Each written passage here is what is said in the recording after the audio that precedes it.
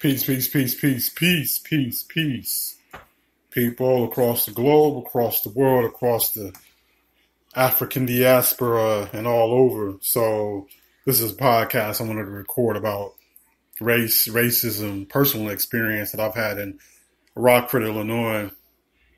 We're dealing with all types of race related issues across the country and across the globe. So, my focus is to remember, to reflect, and to share. So, here we are. I remember when I was young, around 8, 9 years old, and they brought busing to my particular neighborhood on the west side of Rockford, Illinois, near Fairgrounds Housing Development, where my earliest development as a thinker, a child, an activist, somebody who shows a lot of empathy. So they brought busing over there, and groups of us had to hop on a yellow bus, one of those old school yellow buses. They still had them, but the earlier yellow school buses that they have in school districts. So we were picked up, a number of us, and taken to the far east side of Rockford, Illinois.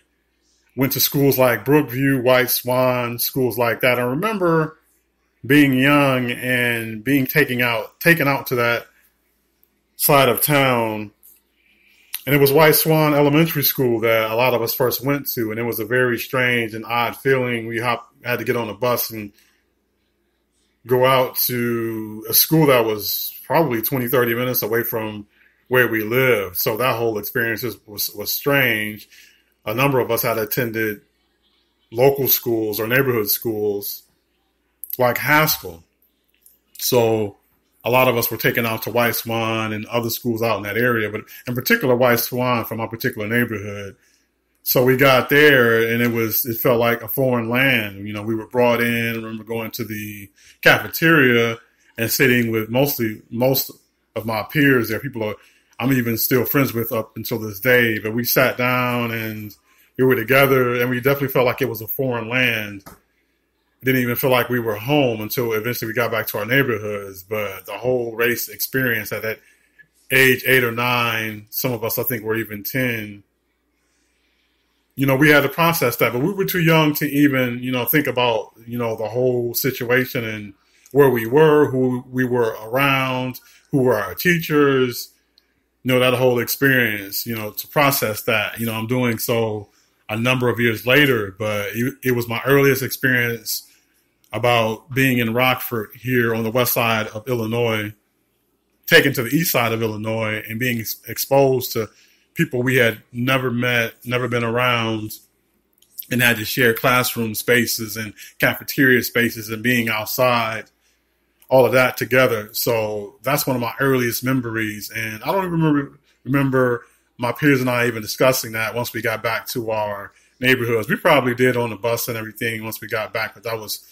so long ago, I can't remember even the conversations that we've had. But early busing, being black in this city and being taken away from our neighborhoods, our immediate neighborhoods, the places we had never been before, was some of my earliest experiences as far as being black in this community, this city, that's dealing with all kinds of issues even now. And I've called Rockford one of the most racist cities in the country, and I still believe that, especially with the institutions, the busing, and even more immediate or more recent times, the suing of the school district by people who care, the people who care lawsuit.